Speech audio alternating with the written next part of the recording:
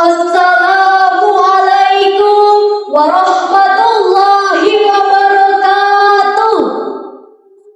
Alhamdulillahilladzi syarafana bidzikri wa a'anana ala ibadatihi wa syukri. Wassalatu wassalamu ala khairi anbiya'ihi wa rusulihi wa ala alihi wa ashabihi alladzina yatamassakuna bi sunnati.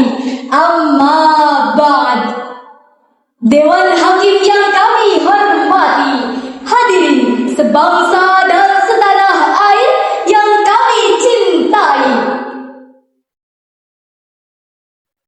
Syekh Hussein Nasr, salah satu penggagas pendidikan spiritual yang berasal dari California University, dalam bukunya The Encounterment and Nature, beliau mengungkapkan bahwa kecerdasan spiritual merupakan inti dari segala kecerdasan yang diberikan Tuhan kepada manusia. Kebermaknaan multiple intelligence manusia akan terwujud ketika dibalut dan diimbangi oleh kecerdasan spiritual. Berkaitan dengan ungkapan tersebut, ada satu persoalan besar yang patut kita renungkan. Mengapa bangsa Indonesia akhir-akhir ini kedaulatannya semakin goyah, lemah, bahkan terancam musnah? Padahal menurut catatan Ristek-Brin, negara kita telah memiliki sejumlah para pakar dan ahli yang memiliki kecerdasan dan keterampilan yang luar biasa. Bahkan mayoritas penduduknya, mereka memeluk agama Islam yang notabene sebagai khairul ummah. Kita lihat dalam bidang ekonomi dan kesejahteraan masih menunjukkan ribuan rakyat yang kesusahan. Dalam bidang politik masih dipertahankan sejumlah konflik. Dalam bidang sosial budaya malah bermunculan gerakan rasisme budaya dan bahasa. Bahkan dalam bidang agama yang semestinya menjadi sumber kedamaian malah justru memicu munculnya radikalisme dan terorisme. Betul hadirin? Oleh karena itu, melihat betapa pentingnya penguatan spiritualitas dalam konteks pembangunan bangsa, pada kesempatan kali ini kami akan menyampaikan sebuah syarahan dengan judul Memperkuat Spiritualitas Menuju Indonesia yang Tangguh, dengan landasan Al-Quran Surah Ali Imran ayat 146. أعوذ بالله من الشيطان الرجيم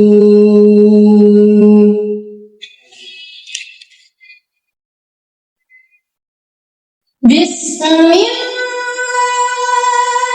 الرحمن الرحيم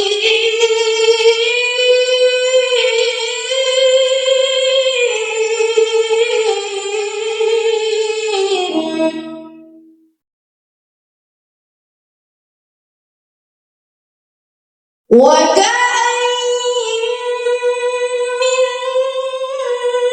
نبي قاتل معه ربيون كثير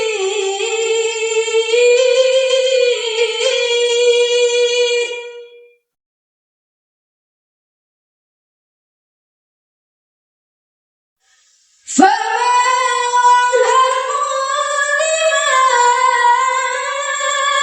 لما أصابهم في سبيل الله وما ضعفوا وما استكانوا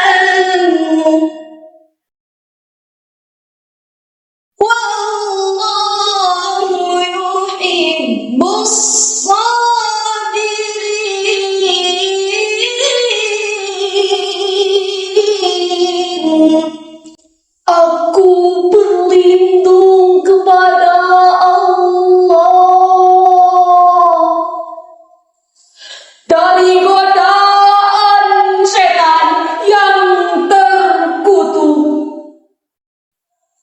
dengan menyebut asma ya Allah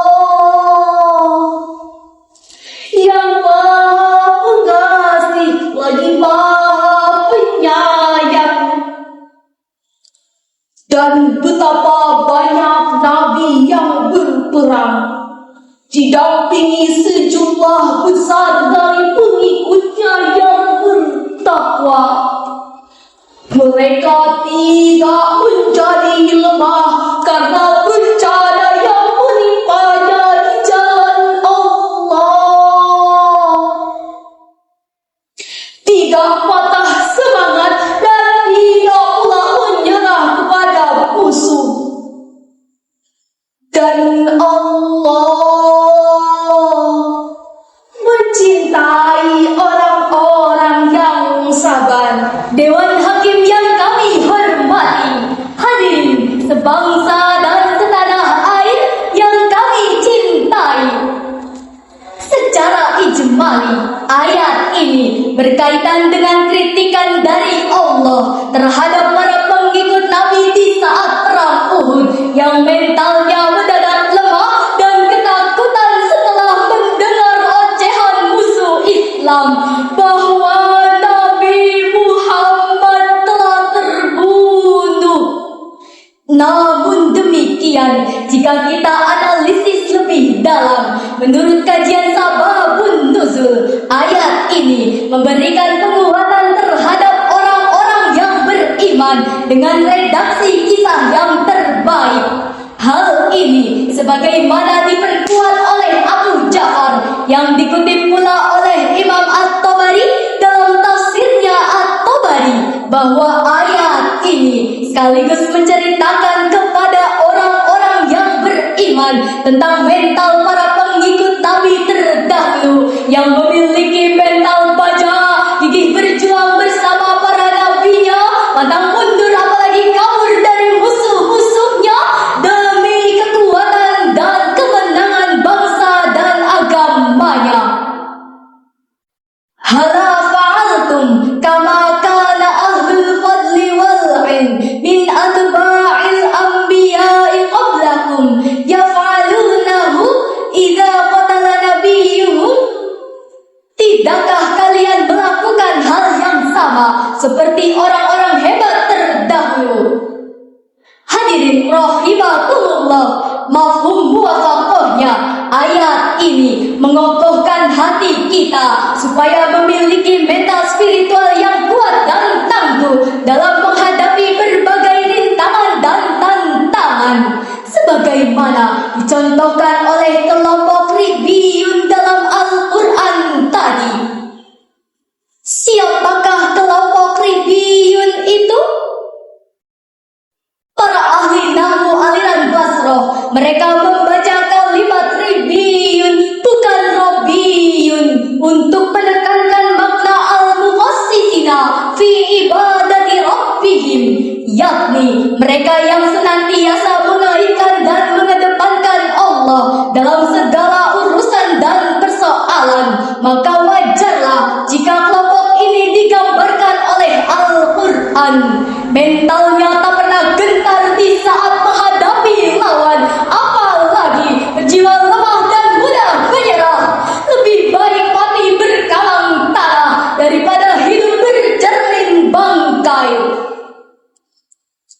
Kontekstual ayat ini, jika bangsa Indonesia memiliki spiritual yang tinggi seperti kelompok Ribbiyun, kami yakin seberat apapun musibah dan ujian yang dihadapi akan tetap kuat dan kokoh dalam menghadapinya. Walaupun konflik politik yang terus menggelitik, radikalisme agama yang terus membabi buta, bencana banjir dan longsor yang terus menyosot, bahkan wabah COVID-19 yang sudah berhasil memporak-porandakan tatanan kehidupan, kami yakin ketika spiritualitas bangsanya tinggi, Indonesia akan tetap kuat, kokoh dan tangguh. Namun sebaliknya, meskipun fisiknya sehat dan kuat, teknologinya semakin canggih, kekayaannya terus melimpah, tapi Tapi kekuatan spiritual dalam jiwanya semakin lemah dan musnah. Kami yakin sedikit ujian pun akan mengorbankan kebangsaan dan kedaulatan bangsanya. Lalu, bagaimana cara memperkokoh spiritualitas ini? Sebagai jawabannya, mari kita sama-sama renungkan firman Allah dalam Al-Quran Surah Al-Ahqaf ayat 13.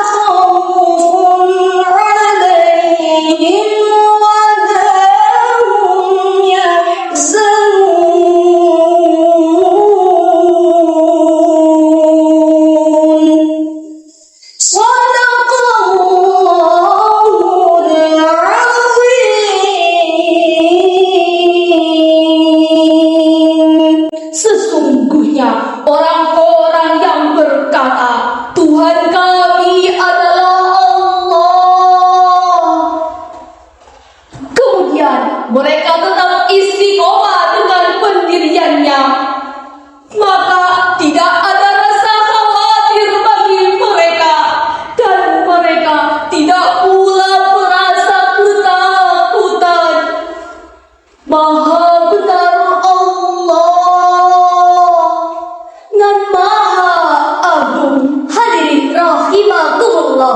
Menurut Mutawalli Asy-Sya'rawi dalam tafsir Sya'rawi mengatakan bahwa ada dua pendekatan yang bisa dilakukan untuk memperkuat spiritualitas kehidupan. Pertama, melalui tradisi zikir, dan yang kedua dengan beristiqomah dalam ketaatan. Demikian yang dapat kami sampaikan. Dari awal sampai akhir dapat ditarik kesimpulan bahwa untuk membangun Indonesia yang tangguh harus diawali oleh penguatan spiritualitas individu bangsa. Sedangkan pendekatan yang bisa dilakukan untuk memperkuat spiritualitas yaitu dengan aktualisasi nilai zikir dan istiqomah dalam ketaatan. Sebelum berpisah, kami akan menyampaikan sebuah pantun. Kampus Unesa banyak orang hebat, prestasinya bertingkat-tingkat, spiritual